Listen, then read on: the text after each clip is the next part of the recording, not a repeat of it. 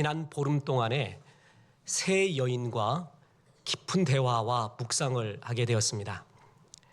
이 세상엔 없지만 박완서, 미우라 야꼬, 장영희 이 세 분의 이야기와 수기와 소설을 쭉 읽으면서 고난을 당하고 있는 이 사람들이 무슨 생각을 하고 또한 어떻게 극복했을까, 그 이야기가 구구절절히 한 구절 한 구절이 그렇게 가슴에 알알이 맺힐 수가 없었습니다. 우리가 살면서 여러 고난이 있거든요. 어떤 사람은 돈이 다 무너졌어요. 어떤 사람은 관계가 다 깨져버렸어요. 그러나 여러 고난들 가운데서도 최고의 고난, 차원이 다른 고난이 하나 있는데 몸이 아픈 고난입니다. 여러분, 이거는 전혀 다른 영역입니다. 전에 내가 당했던 고난과는 완전히 다른 차원의 아픔과 다른 차원의 고난, 그게 육신의 아픔입니다. 그래서 내가 건강하다 하는 사람은 어찌 보면 전혀 이해할 수 없다라는 차원이라고도 말할 수 있습니다. 그래서 건강한 사람은 아픈 사람을 바라볼 때 항상 내 영역과 다른 큰 아픔이 있구나 하는 배려와 위로의 마음으로 바라봐야 됩니다. 스티브 잡스라고 있습니다. 너무나 잘 아는 애플의 창조자. 잡스가 여러 고난을 겪었습니다. 그 사람이 사생아로 입양되었잖아요. 그때의 아픔이 있어요. 대학 1학년 때 중퇴했습니다. 자기 말로는 배울 게 없다고 했지만 사실은 여러 사정이 있었죠. 그랬을 때의 그 아픔이 있고요. 천신만고 끝에 창고에서 애플사를 창업을 합니다. 그리고 그 유명한 페피콜라 신화적인 회장인 스컬리, 존 스컬리를 찾아가서 너 설탕 만드는 일에 네 인생을 걸 거냐, 세상을 바꾸는데 나하고 함께 할 거냐, 그 유명한 말을 남기며 스컬리를 스카우트해 옵니다. 그런데 그 스컬리에 의해서 배신을 당합니다. 그래서 자기가 만든 애플사에서 쫓겨나가게 됩니다. 그럼 그때의 그 또 아픔. 그러나 쫓겨나가서도요, 넥스트 컴퓨터를 만들고 픽스사를 통해서 애니메이션 사업에 또 뛰어듭니다. 잡스가 나간 다음에 애플사의 여러 CEO를 뒀지만 시원치 않아요. 그래서 애플이 픽스사를 인수함과 동시에 다시금 스티브 잡스가 애플로 복귀하게 됩니다. 그런데도 여러분, 이 사람이요 참 괴팍해요. 굉장히 관계성이 없는 사람이고요. 자기밖에 몰라요. 완벽주의 기질이 있고 독선적이에요. 그래서 사실 잡스를 주변 사람들이 싫어했어요. 그냥 너 말도 너무나 거칠게 하고 말해요. 그래서 애플로 복귀한 다음에도 이 사람이 변하지 않고 있는 사람 다 잘라내면서 아이팟, 아이폰 같은 거, 아이튠스 같은 걸 만들면서 또다시 독선적인 경영을 해요. 그게 또 어떨 때는 성공할 수가 있거든요. 근데 이 사람이 진짜 변한 사건이 있습니다. 자기가 췌장암이 걸렸을 때예요. 그때부터 이 사람이 진짜 변합니다. 그러면서 인격도 관계도 그렇게 부드러워질 수 없고, 그 유명한 스탠퍼드 대학 연설에서 자기 연설의 3분의 1, 아니 제가 보기엔 3분의 2 이상을 죽음에 대한 이야기를 합니다. 그래서 몸이 아픈 다음에 그가 느꼈던 세상, 그거는 이제는 헛된 것을 쫓지 않고 의미 있는 것을 찾고 싶어하는 영혼에 대한 갈망, 사람이 완전히 변하게 됩니다. 우리가 고난을 당하잖아요. 육신의 아픔부터 시작해서 다른 고난이 있을 수 있습니다. 그때 꼭 묻는 게 있어요. 주님, 왜 나에게? Why God? 주님, 왜 이런 일이 일어납니까? 내가 무슨 죄를 졌습니까? 내가 이 정도의 고통을 받을 만큼 죄를 지었습니까? 나보다 더한 사람도 있는데 왜 나는 이런 고통을 받아야 됩니까? 이런 말을 해요. 또 이런 질문도 합니다. 난 정말 하나님께 영광 돌리며 살고 싶습니다. 주님, 낫게 해주십시오. 아픈 사람들의 심정을 아십니까? 급 우울해집니다. 좋은 걸 볼 때도 급 우울해져요. 박완서 소설가가 자기 아들이 죽었을 때요, 남편도 죽고요, 그랬을 때 한 3달 동안을 맥주만 먹고 살았대요. 그냥 죽으려고요. 그러다가 어느 날 자기 손주 손녀가 뛰어노는 그런 놀이터에서 사진을 찍어주려고 하다가 깜짝 놀래버렸대요. 내가 이렇게 살아서는 안 되지. 아들 죽은 애미가 손주 사진 찍어주는 게 내 인생이야? 그래서 급격하게 우울의 모드로 다시 들어갔대요. 그 말을 이해합니다. 몸이 아픈 사람들이 그렇습니다. 좋다가도요, 어떤 사건을 계기로 좋은 걸 봐도 나쁜 걸 봐도 우울해집니다. 그리고 또 착하잖아요. 내가 이 가족 친지한테 폐를 끼치지 말아야 되는데 그런 생각이 항상 가득합니다. 더군다나 우리는 신앙인 아닙니까? 그래서 나의 아픔이 하나님의 영광을 가리는 일이 없어야 될 텐데 이런 말을 해요. 정말 내가 예수 잘 믿는 사람이 잘 되는 걸 보여줘야 되는데 몸이 아픈 거 보고 날 보고 다른 사람들이 예수를 떠나가면 어떡할까? 이런 마음들이 다 복합적으로 듭니다. 내가 책에서 배웠던 거, 느꼈던 거, 들었던 거 전부 제로가 돼요. 그리고 정말 주님 앞에 그렇게 서게 되는 모습이 나오게 됩니다. 또 몸이 아픈 사람들을 곁에서 보고 있는 사람들이 정말 괴롭습니다. 그렇지 않습니까?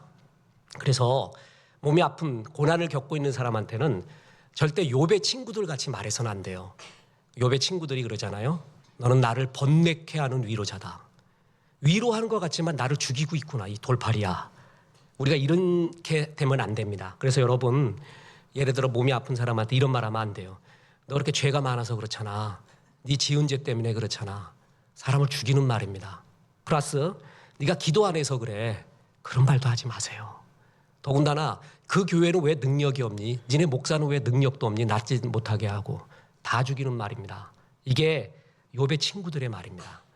자기 신앙의 독선에 빠져서 모든 것을 흑백으로 나누면서 자기는 건강하고 잘 된다고 잘 되지 않는 사람을 나의 일반화된 논리 속에 가두어 버리잖아요. 다 죽이게 되는 거예요. 그 유명한 말이 있잖아요. 어느 장로님이 막 치유의 은사도 받고 막 야단하고 있습니다. 좋은 거예요. 지금도 그런 역사 일어나거든요. 그러니까 그 교회 아주 유명한 담임 목사님이 그랬다는 거 아니에요. S장로 나부터 좀 고치지 그래. 나부터 좀 고쳐줘. 그 목사님은 일주일에 한 번씩 투석을 해야 되고 몸이 아프고 이렇게 말할 수 있어요? 그 목사님 믿음도 없고 능력도 없고 죄가 많아서 일주일에 한 번 투석하고 죽어가고 있고 이분은 능력 있고 믿음도 강하고 하나님이 사랑하셔서 능력의 모습을 가꾸고 이렇게 나눌 수가 없는 거예요. 그렇게 나눠서 얘기하는 것 자체가 욥의 친구들, 사람을 몸이 아픈 사람을 더 죽이는 것입니다. 이런 인격적 성숙, 신앙적 성숙이 몸이 아픈 사람이나 고난당하는 사람을 볼 때 얼마나 필요한지 모릅니다. 제가 잘 아는 어느 우리 침례교회 아주 참 아름다운 목회하시는 목사님이 있습니다. 그분이 체육교사였어요. 그 교회에다가 조그마한 운동장, 짐, 이런 체육관을 만들어 놓고 탁구도 치게 하고 운동도 하고 이렇게 해놓고 난 다음에 거기에 써붙인 게 뭐냐면 운동은 하나님의 일이다. 그래가지고 아니 목사님 교회에다가 기도의 불을 받으십시오. 성령 받으십시오. 이런 거 써놔야지. 왜 이런 거 써놓습니까? 그러니까 운동은 하나님의 일이래요. 맞습니다. 내 육체를 연습을 하고 하나님의 성전이 거하는 전을 아름답게 건강하게 유지하는 것은 하나님의 일입니다. 그래서 여러분 운동을 주님의 일처럼 해서 가꿔야 돼요. 저는 제 삶에도 후회하고 돌이키는 부분이 많이 있잖아요. 그중에 제일 돌이키고 부끄러운 부분이 있어요. 바로 이 육체, 제 육신을 잘 보호하고 다스리지 못한 것입니다. 여러 핑계가 있는데 그중에 하나가 뭐냐면 헛된 인문주의에 빠졌어요. 그중에서 참 내가 좋아하는 경구가 있었거든요. 이런 거예요. 지금 자면 꿈을 이루지만 안 자고 공부하면 지금 자면 꿈을 꾸지만 안 자고 공부하면 꿈을 이룬다. 이걸 써놨다니까. 그래서 안 자는 게 주의 일인 줄 알았어요. 난 지금 자면 꿈꾼다. 그렇지만 꿈을 이루기 위해서는 안 자고 해야 된다. 그래서 정말 잠줄이면서 공부하고 일하고 뭐하고 뛰어다니고 젊을 때 완전히 내 몸을 혹사를 시켜버렸어요. 그러고 나니까 어느 시기가 지나니까 여름도 아닌데 얼굴이 까맣게 변해요. 막 열이 올라오면서 그때 무너져 버렸어요. 몸이. 잘 알다시피 지금 스탠드 3개, 아이언맨 3 우리 교회 챔피언입니다. 이게 정말 하나님 앞에 제일 잘못했구나라는 걸 알았습니다. 육체의 연습, 성경의 일입니다. 성경이 필요한 일입니다. 뿐만 아니라 여러분 좀 돈이 있고 여유가 있잖아요. 헛된 데 쓰지 말고요. 나를 위해 쓰려면은 책을 사보세요. 그리고 여행을 가세요. 여행 굉장히 중요한 겁니다. 특히 우리나라 사정 같은 경우에는 여행 가거나 그러면 어디 놀러 간다고 이렇게 생각해요. 그러지 않아요. 다윗 보세요. 다윗의 시편이 자연을 보지 않고 나올 수 없는 시예요. 여호와 우리 주여 주의 이름이 온 땅에 어찌 그리 아름다운지요. 온 땅과 우주를 품고 있어요. 저 사람 참 자연스럽다 그러잖아요. 자연을 모르는 사람이 어떻게 자연스러울 수가 있습니까? 이 여행을 하면서 마음을 크게 하고 육신의 건강을 가꾸는 거 굉장히 주님의 일입니다. 마음껏 가세요. 산디아고 순례길도 가시고, 그거 안 되면 제주도 올레길이라도 가시고, 안 되면 서울 둘레길도 있습니다. 여 삼성동도 좋은 데 많아요. 돌아다니시면서 여행하고 영성, 지성, 감성이 조화를 이루어야 돼요. 그래야 그 사람이 조화롭고 전인적으로 자라나게 됩니다. 파울로 네루다 아세요? 체 게바라 아세요? 전부 여행을 통해서 그의 사상과 생각이 나온 사람이에요. 한국에 선가라고 있습니다. 도사 만드는 선가에서 3가지의 공부법이 있거든요. 3단계 공부법이 있는데, 첫 번째가 경전을 읽는 거예요. 2번째가 참선을 하는 거예요. 마지막 단계가 뭔지 아세요? 만행 그래갖고 여행하는 거예요. 앉아서 책만 보고 참선만 해서 되는 게 아니라는 거예요. 여행해야 가슴이 커지고 비로소 연결이 된다는 거예요. 18세기 계몽주의에 유럽의 귀족들은요, 자녀를 교육시킬 때 그랜드 투어라는 것을 반드시 포함시킵니다. 그래서 최소 3개월에서 6개월 아니면 3년에서 6년 여행을 하게 해요. 세계를 보게 해요. 가슴을 품게 해요. 그때부터 그 사람이 커진다라는 것입니다. 운동하세요. 여행하세요. 주님의 일입니다. 기뻐하시고 육체를 단련하는 거, 하나님이 기뻐하시는 하나님의 성전을 가꾸는 아름다운 일이라고 말합니다. 그리고 2번째이자 교훈이 있습니다. 하나님이 몸이 아픈 우리를 치유하시길 원하는데 공감하시면서 우리에게 평강을 주신다라는 것입니다. 자, 따라해 보겠습니다. 공감하시는 하나님, 평강을 주시는 하나님. 오늘 본문 보세요. 히브리서 2장 18절에 그가 시험을 받아 고난을 당하셨은즉 시험 받는 자들을 능히 도우실 수 있느니라. 이 구절을 이렇게 바꿔보겠습니다. 그가 십자가에서 육신의 고난을 당하셨은즉 몸이 아픈 자들을 능히 도울 수 있느니라. 진짜 이것을 믿습니다. 하나님이 몸이 아픈 자를 돕는 방법이 2가지입니다. 저는 이걸 깨닫기 위해서 밤마다 소쪽새는 그렇게 울었나 보다. 정말 오래 걸렸습니다. 정말 힘들었습니다. 하나님이 몸이 아픈 자를 돕는 2가지의 방법. 첫 번째는 낫게 해줍니다. 저는 지금도 기도를 통해서, 예배를 통해서, 성경 공부를 통해서, 안수를 통해서 하나님이 병을 낫게 해주신다고 믿습니다. 지금도 그 역사는 일어나고 있습니다. 그러나 그것만 있는 것은 아닙니다. 또 하나는 어떤 사람은 그렇게 기도하고 그렇게 매달리고 했는데도 안 나아요. 어떻게 해석할 수가 있어요? 이게 정말 실존적으로 괴로워요. 그러나 또 하나의 하나님의 방법이 있습니다. 그것은 나에게 하나님이 공감하시면서 마음의 평강을 주신다는 것입니다. 자, 어떤 사람은 낫게 해줘요. 어떤 사람은 세상에서 얻을 수 없는 너의 고통보다도 큰 주의 위로와 평강이 임해요. 나에게 어떤 것이 적용될까? I don't know. 모르겠습니다. 그것은 하나님의 절대 주권입니다. 어떤 사람은 낫게 해줍니다. 어떤 사람은 그 고통을 이기게 하는 세상에서 얻을 수 없는 주의 평강이 임합니다. 저는 이 2가지를 깨닫기 위해서 정말 오래 걸렸습니다. 목회 때문이 아니라 제 자신을 위해서도 그렇고 수없이 주변 사람들을 보면서 주님 어디 있습니까? 하면서 이 이야기를 수없이 했습니다. 하나님이 공감해 주시고 그 아픔에 동참을 해 주시잖아요. 그럼 사람이 공감을 하고 동참을 해도 그렇게 위로가 될 수 없어요. 그런데 하나님이 공감해 주시고 내 아픔과 함께하고 있고 그 아픔에 동참하고 있다면요, 세상에서 얻을 수 없는 하늘의 평강이 내 마음 가운데 임해요. 제가 3주에 걸쳐서 한나 아렌트의 예루살렘의 아히히만에 대해서 이야기합니다. 나치 친위대 중령으로서 유대인을 죽이는 일조를 했던 사람이에요. 이 사람이 이스라엘 특공대에 의해서 도망가 있다가 전범이 되어 재판을 받게 되죠. 그때 그 사람이 한 말이 유명한 게 있습니다. 나는 상부의 지시에 따랐을 뿐입니다. 어디서 많이 들었던 말이죠. 전 세계에서 재판을 걸렸을 때 이런 말이 거의 대부분 99%예요. 나는 그냥 상부의 지시에 따랐을 뿐입니다. 그랬을 때 한나 아렌트가 그 이야기를 듣고 만들어낸 이야기가 악의 평범성이라는, 악에 대한 악의 해석에 대한 현대 철학의 아주 중요한 분기점이 된 게 그거예요. 악의 평범성. 아히만이 괴물이 아니더라. 사이코패스도 아니더라. 뭐도 아니더라. 그런데 문제가 뭐냐 하면 생각이 없음. 나의 이 행동이 타인에게 어떻게 비추어질까라는 반성 능력과 생각이 없음. thoughtlessness. 생각이 없음이 그의 유죄다. 공감 능력이 없다는 거예요. 나는 상부의 지시에 따랐을 뿐이라고만 했지만 너의 그 행동이 600만 명의 유대인을 죽이는 데 일을 한 거 아니야. 그에 대한 생각이 없었니? 아픔이 없고 공감이 없었니? 그래서 유죄야. 악의 평범성. 누구나 그 일을 할 수 있지만 그러나 그 일을 벗어날 수 있는 반성의 능력, 그 사유의 능력, 거기서 나오는 유명한 말이에요. 그 사람한테 없는 게 뭐죠? 공감, 남의 아픔을 이해하지 못하는 능력이에요. 여러분, 세상에서 제일 힘든 사람이 남의 아픔을 이해하지 못하는 사람이에요. 내 말과 행동이 남한테 어떤 아픔을 줄까? 이런 걸 모르고 자기가 제일 옳아요. 이게 제일 힘든 사람이거든요. 마찬가지로 아이만이 그랬듯이 공감을 해주잖아요. 반대로. 그러면 그렇게 사람들 가운데도 치유가 일어나요.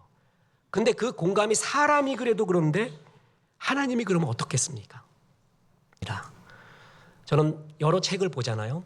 내 스스로를 위해서도 보고 주의 나라와 목회를 위해서도 책을 보는데 몸의 아픔과 어려움을 겪은 수많은 수기와 이야기를 들어요. 전 제가 만나보고 싶은 사람이 지선 씨, 지선아 사랑해. 한동대학 지금 교수로 있습니다. 한번 찾아와서 만나볼까? 꼭 만나보고 싶은 사람 중에 하나예요. 근데 이제껏 이 육신의 아픔을 겪어내고 이겼고 그 가운데 주님을 발견한 많은 사람이 있었어요. 장영희 교수가 그래요. 근데 제일 감동적인 사람, 그게 바로 미우라 아야코예요. 이 사람이 죽고 나서 많은 사람들이 홋카이도에 미우라 아야코 기념관을 세웁니다. 자발적으로 말해요.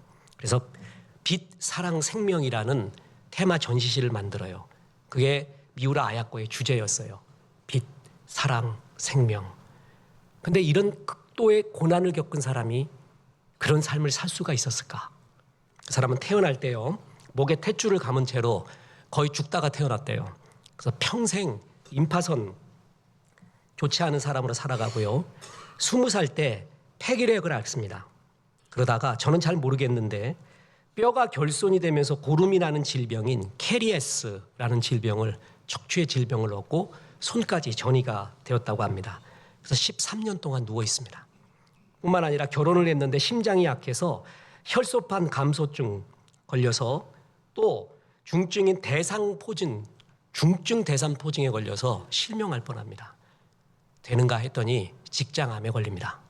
그러다가 이제 생을 마치게 되죠. 그 유명한 빙점. 기독교 인구가 오늘 청년들이 일본 갔다 왔는데 일본은 1%도 안 됩니다.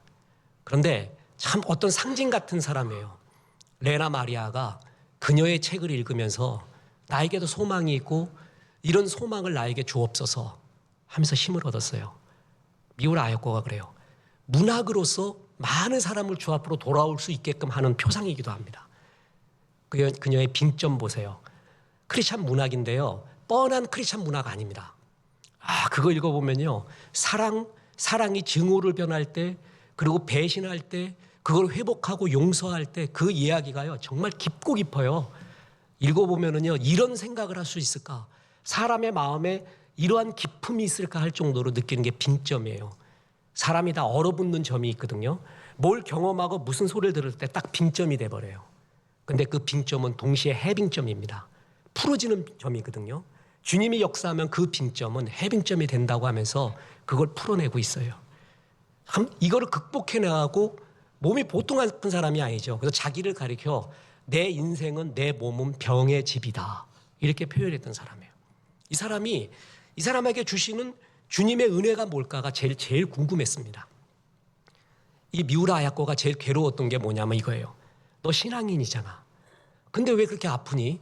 하나님 살아있니? 나나 예수 안 믿는데도 이렇게 건강하잖아. 내 아픔이 사람들한테 하나님의 영광을 가릴까 봐 제일 괴로웠대요. 그럴 때 주님이 이 약속을 주십니다.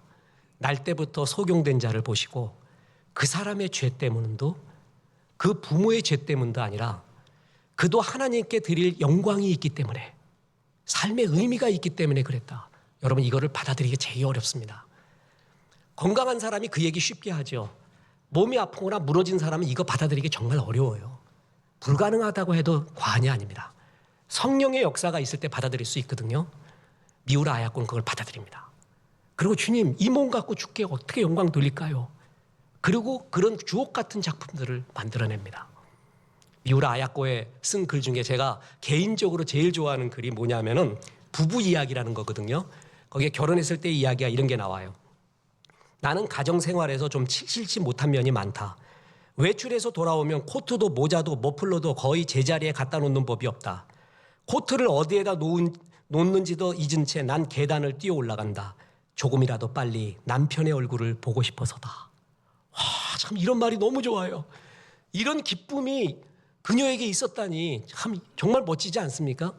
우리는 남편이 있건 말건 간에 그것이 무엇을 먹건 말건 간에 어디서 뭔 짓을 하든 간에 제일 귀중한 거 우리 집에서 강아지고 강아지보다 못하는 취급을 우리는 안 그러죠. 우리는 잘하고 있는데 여러분 몸이 그렇게 아프고 고통스럽잖아요.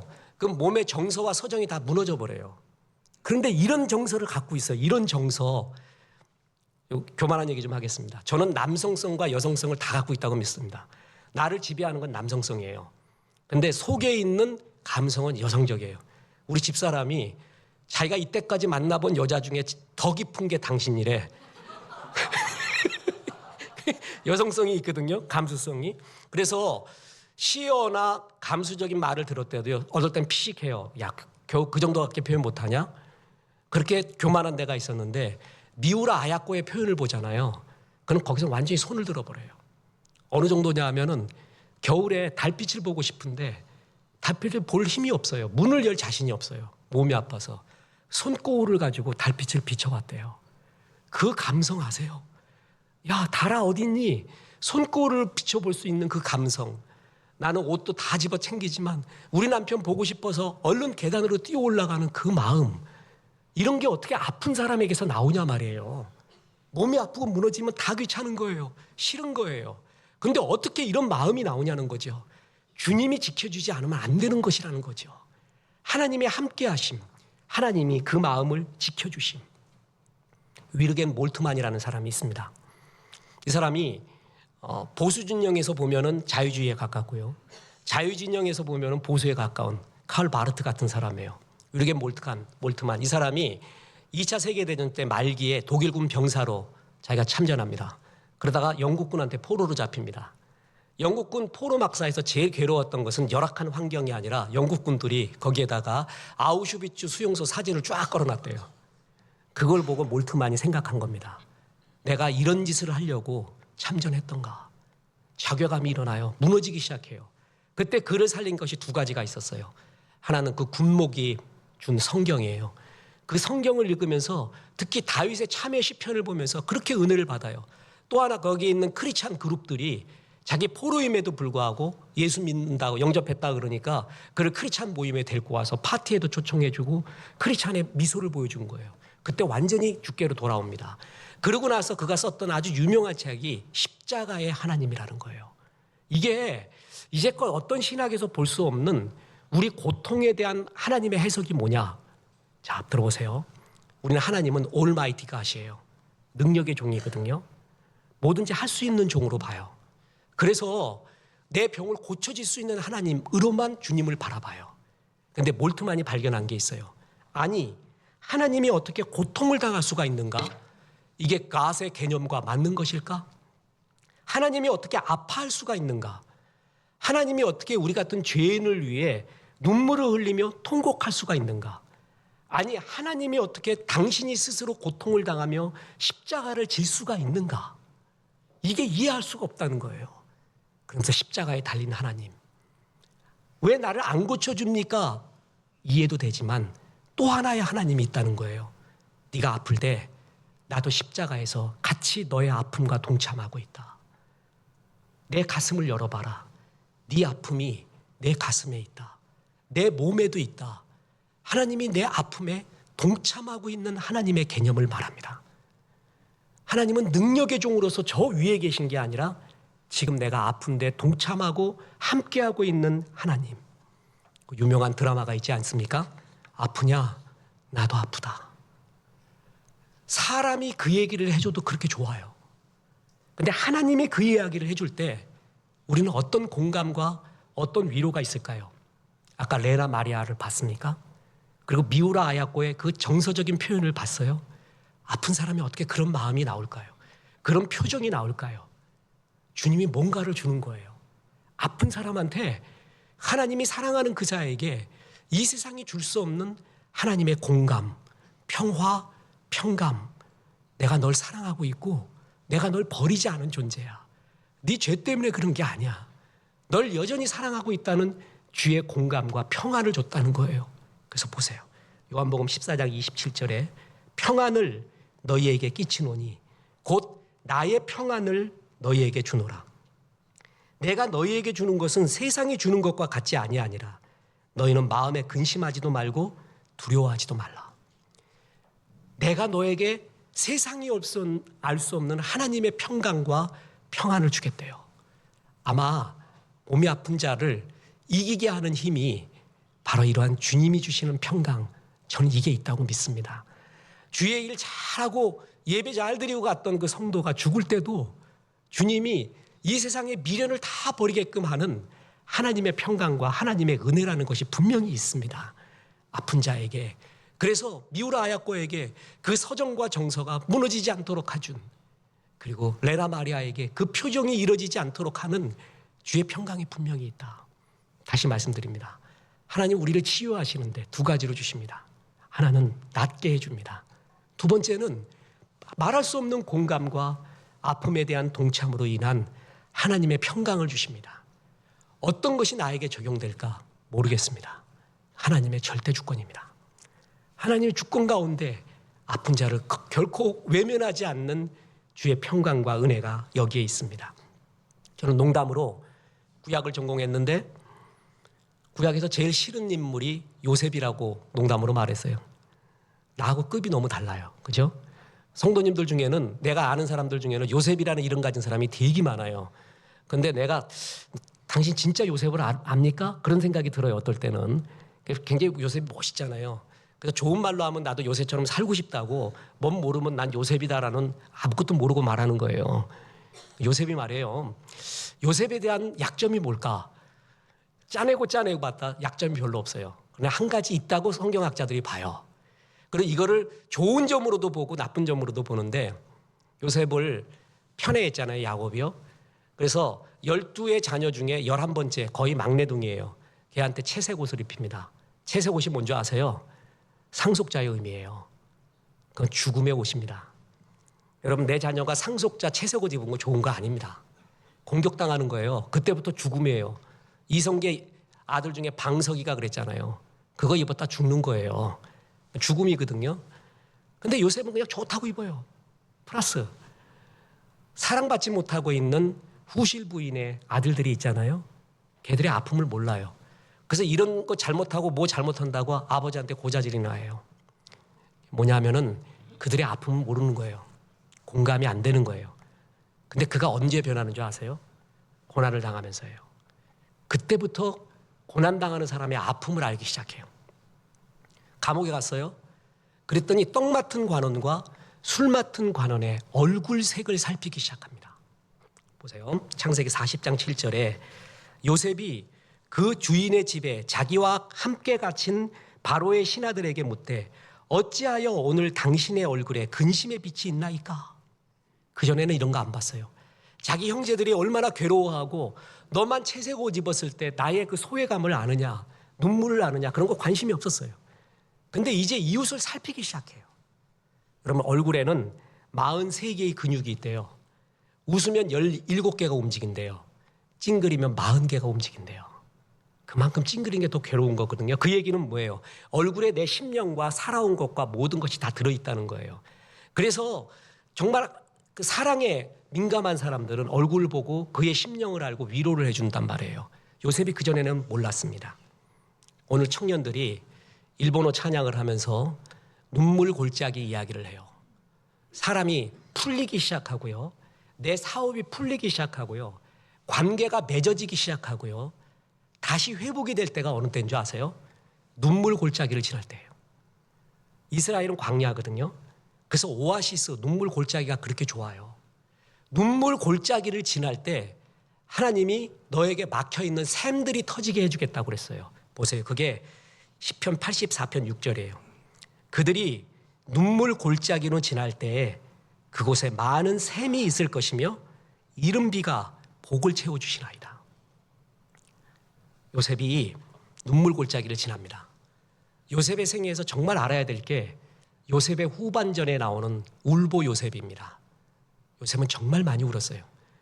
우리 집사람이 성경 묵상 우리 통독하면서 자기는 이 부분이 아직도 이해가 안 간대요.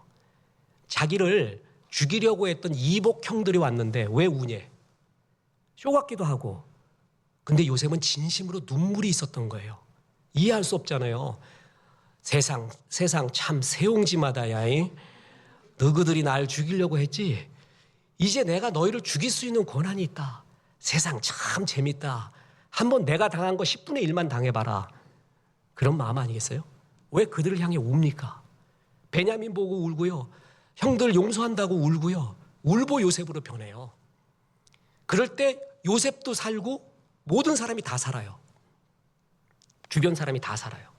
눈물 골짜기를 지날 때 그 공감과 아픔에로의 동참이 지날 때요. 샘이 터지기 시작한다는 거예요. 사업도요. 진짜 하나님 앞에 눈물을 흘려보세요. 인간관계도 돈도 그렇습니다. 눈물을 흘려보세요. 진짜 하나님 앞에의 진실의 눈물. 그때부터 샘물이 터지기 시작한대요. 역사가 일어나기 시작한대요. 요셉 그 전에 잘 몰랐어요. 그러나 끝없이 울면서 권력의 중심에 있었던 그가 눈물을 흘리면서 권력이 썩지 않는 거예요. 돈과 힘과 권력은 돈은 더 많은 돈을 요구하고요. 권력은 절대 권력을 추구하는 게 권력의 특징이에요. 그래서 돈과 권력은 갈수록 썩어집니다. 근데 돈과 권력이 안 썩어지려면 뭔지 아세요? 눈물로 안수를 받아야 돼요. 눈물이 있는 돈, 눈물이 있는 권력은 썩지 않습니다. 요셉이 권력과 힘 속에서도 무너지지 않았던 이유가 그에게 이런 눈물이 있었던 거예요. 끝없이 웁니다. 그래서 후반전에 보면 시간이 없어서 성경을 다 못 읽을 정도예요. 3부에 가면 다 읽을 겁니다. 3부 예배 때는. 그때 끝없이 울어요. 어떻게 저런 눈물이 있을 수 있을까? 여러분 그때 역사가 일어나게 됩니다. 사람의 눈물도 공감도 이런 역사를 일으켜요. 그래서 하나님의 사람의 특징은 눈물이 있어요. 어느 날 스펄전 목사님이 그랬다는 거 아니에요? 여보, 오늘 십자가가 생각이 안 나. 그러면서 울었대요. 그는 십자가만 생각하면 맨날 울었던 사람이에요, 목사님이. 근데 그날은 십자가 생각해도 눈물이 안 나왔대.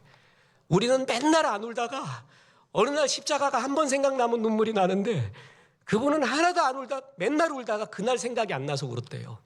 이게 하나님의 사람들의 특징이에요.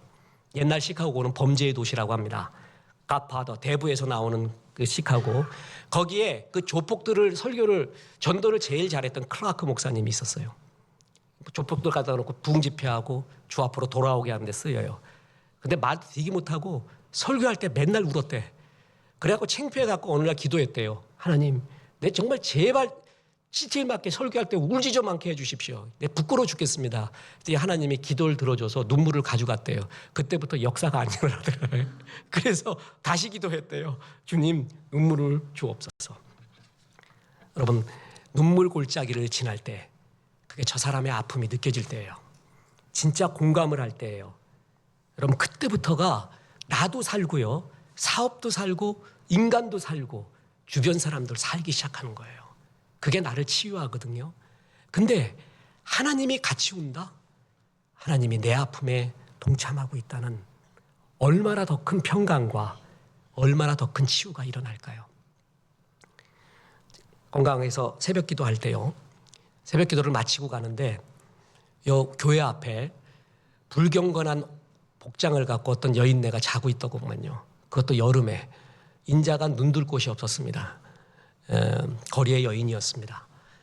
그래서 거기서 자요. 그래서 속으로는 그랬어요. 하나님, 그래도 교회 와서 자니까 다행입니다. 이 사람이 이 여자가 길거리에서 자면 어떤 심한 꼴을 당할까요? 교회 와서 하니까 다행입니다. 그런 여인이 있었습니다. 이 여인 앞에 유명 인사들이 와서 이야기를 했습니다. 너 왜 그렇게 사니? 빨리 그 죄악의 굴에서 나와라. 빨리 나와라. 그런 말이 이 여인에게 아무런 힘과 용기를 못 줬습니다. 그런데 같이 고난을 겪었던 많은 고생을 했던 목사님이 있었습니다. 이 목사님이 그 여인에게 말했습니다. 그래, 그간 고생이 참 많았겠구나. 몸은 괜찮니? 그 말을 하더래요. 그 말에 정말 감동을 받았대요. 그래서 교회 다니고 집사까지 되었어요. 사람의 감동, 사람의 공감, 그 아픔을 이해해 주는 말도 우리를 이렇게 편안하게 해줘요. 근데 하나님이 내 가슴을 열어봐라.